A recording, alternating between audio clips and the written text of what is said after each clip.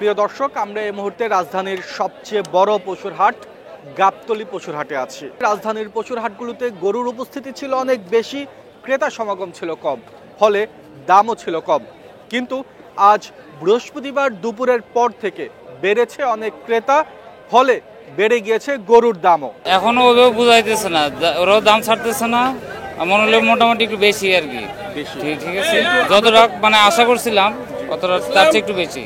এখন মনে হইতেছে, আমি তো শুনছি যে দাম কম আছে, কিন্তু আজকে এসে দেখলাম যে না, ওইভাবে আসলে কম নাই। ও আমার মনে হইতেছে যে তারা কালকের জন্য অপেক্ষা করতেছে, যে কালকে ছাড়বে নাকি ইয়া করবে, ওই জন্য অপেক্ষা করতেছে কালকের জন্য আর কি।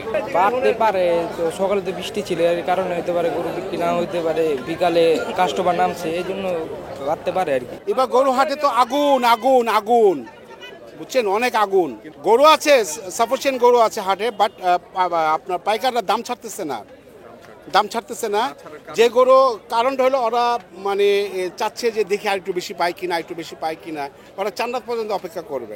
যে যেরকম গরু তার সেরকম দাম। আমাদের ধরেন, আমাদের গরু বড় গরু না, আমাদের গরু ধরেন যে 2 লাখ, 2.5 লাখ, 1,70,80, যে মানে ছোট গরুর দাম আসলে আজকের কালকে যেহেতু অফিস বন্ধ হয়েছে, আজকে সব ক্রেতা আসছে, আজকে এরা দাম ছাড়ছে না। আসলে একদম যে কম তা না, ব্যাটে বলে যাদের মিলছে তারা নিয়ে যাচ্ছে গরু।